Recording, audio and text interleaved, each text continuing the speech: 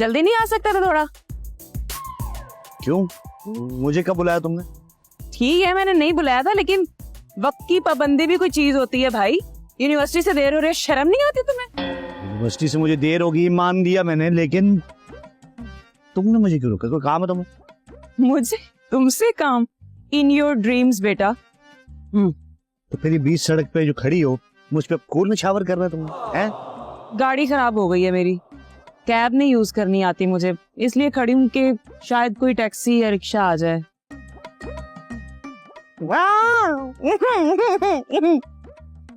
शहजादी ने साथ छोड़ दिया मेरे, हैं? वरेक्टर, कितना डफर हो तुम। क्लेवर वही होता है जो वक्त पड़ने पर गधे को भी। हाँ ठीक है ठीक है ठीक है ठीक है ठीक है, तो समझ गया हूँ, क्या करना है? तुम भी यूनिवर्सिटी जा रहे हो तो इकट्ठे ही चले जाते हैं। वे यार,